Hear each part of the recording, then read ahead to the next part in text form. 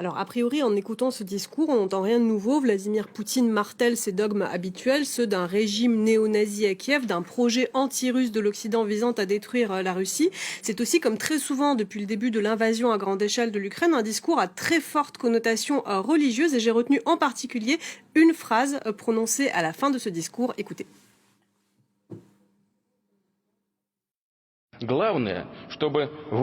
Le principal, c'est de nous faire la guerre, à nous et à notre pays. Et pour ça, on peut employer n'importe qui, les terroristes, les néo-nazis, le diable chauve lui-même. Pardonne-moi, Seigneur. Je veux le redire, ce sont eux qui ont démarré la guerre, et nous avons employé la force pour l'arrêter.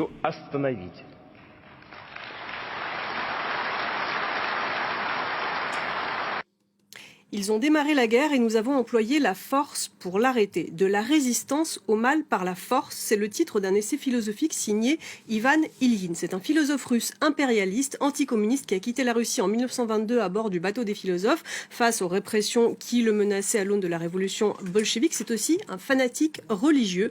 Et ironie du sort, c'est l'un des inspirateurs principaux de l'ex-agent du KGB qui est Vladimir Poutine. Et Dieu sait si la religion était bannie en URSS. Dans son ouvrage intitulé donc De la résistance au mal par la force, il peint exactement comme le fait Vladimir Poutine dans ses discours, une vision binaire du monde, celle du bien en lutte contre le mal. Et pour lui, l'incarnation ultime du bien, c'est la force, celle qui s'oppose au mal. Le culte de la force et de la masculinité, c'est quelque chose qu'on connaît bien Vladimir Poutine. On l'a beaucoup vu se mettre en scène dans ce rôle de mâle alpha. On se souvient aussi que la Russie a adopté plusieurs lois dépénalisant, par exemple, les violences domestiques dans ce culte toujours de la famille patriarcale. On connaît moins les motivations de Vladimir Poutine pour ce culte de la force. Et il faut pour cela, tout simplement, lire Ivan Ilyin qui lui dit « L'emploi de la violence n'est pas forcément mauvais si les intentions sont bonnes ».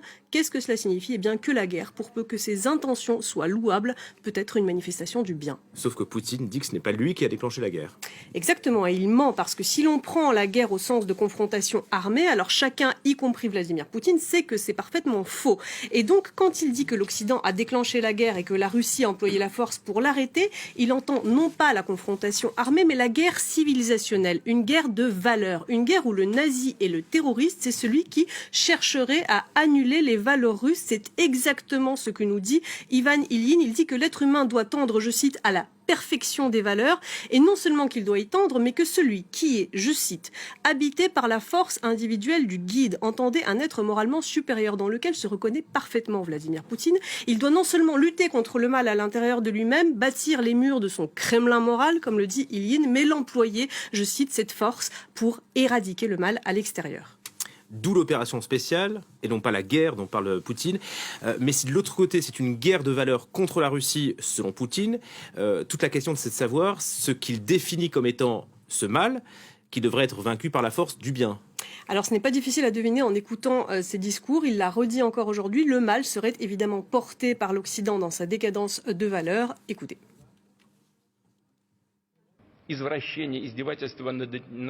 Les débauches et les abus envers les enfants sont déclarés comme la norme de vie des Occidentaux.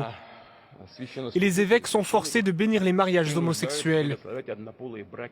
Regardez les évangiles et les ouvrages fondamentaux de toutes les autres religions mondiales. Tout y est dit.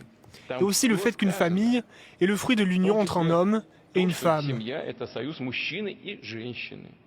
Mais on apprend que l'Église anglicane projette d'examiner l'idée d'un Dieu au genre neutre. Que dire ? Pardonnez-nous, Seigneur.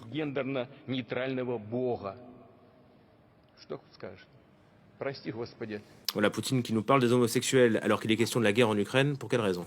Alors si l'on s'en réfère toujours à Ivan Ilyin, le mal habite en chaque être, mais seul le fort devient bon parce qu'il combat ce mal. L'individu qui s'est laissé dominer par le mal, Ilyin le décrit très précisément, donc je vais vous le citer. C'est un être moralement défectueux depuis l'enfance, esclave de ses passions morales qui dictent la courbe de son comportement dégoûtant. Il ne leur résiste pas mais savoure leur jeu, forçant les gens naïfs à accepter sa mauvaise possession comme volonté. gré et les élans de ces passions mauvaises comme des sentiments. Voilà donc la religion est au centre de ceci parce qu'il parle aussi de Dieu, beaucoup, Ivan Ilyin. On retrouve là exactement tous les dogmes fanatiques religieux qu'emploie Vladimir Poutine et ses propagandistes dans leur discours pour décrire l'homosexualité. Et je rappelle qu'en Russie, Vladimir Poutine a interdit la propagande homosexuelle, comme il l'appelle. Mais Ivan Ilyin, il va aussi plus loin, il encourage la paranoïa en prétendant qu'un tel individu, l'homosexuel, donc, aurait une soif maladive du pouvoir qui se manifeste par une succession inévitable d'éclats et de mégalomanie et de manie de la poursuite. Encore une citation d'Ilyin.